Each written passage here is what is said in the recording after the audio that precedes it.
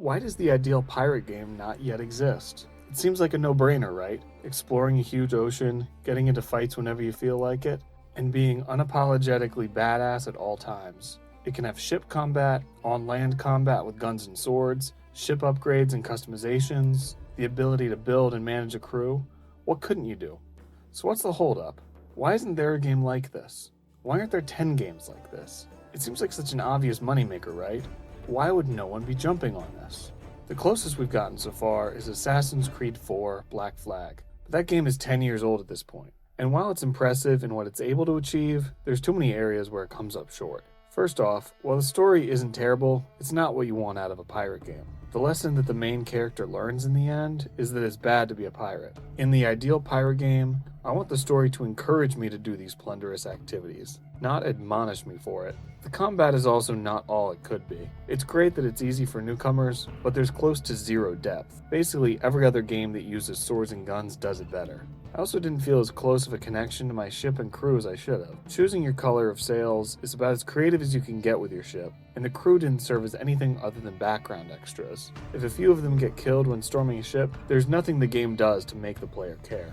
If Assassin's Creed 4 is really the best pirate game we've got, that's a depressing statement. It's serviceable in most areas, but there's so much more that can be done. So why haven't we gotten it?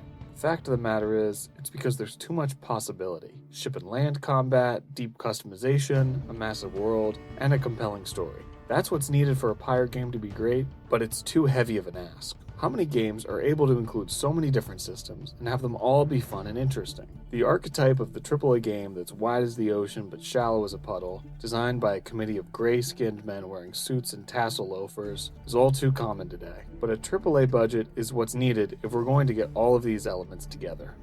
So here we have the conundrum. It needs to be huge and expensive, with the love and detail of a debut indie title. How many games have ever been able to accomplish this? The best games focus on one thing, and doing that one thing to perfection. No one does building as well as Minecraft, does platforming as well as Mario, or does combat as well as Devil May Cry.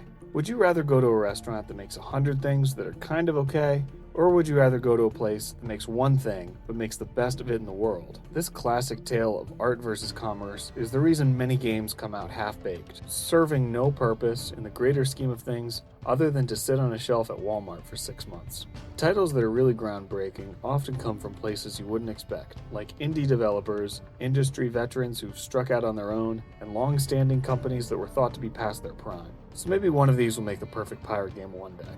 For it to be as big as you dream it to be, we might be waiting for advancements in AI that can develop entire stories and gameplay systems on the cheap.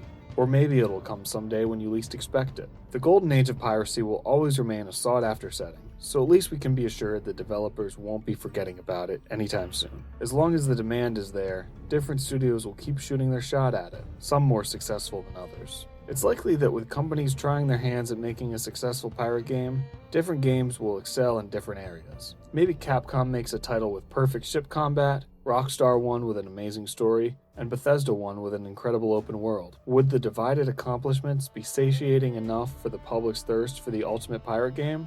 Maybe, maybe not. But maybe they can lead to something more. A talented studio that can combine the best of the best. Tie the full pirate experience together into a completely satisfied fantasy. Let's be patient for that day, and spend our time dreaming of what could be.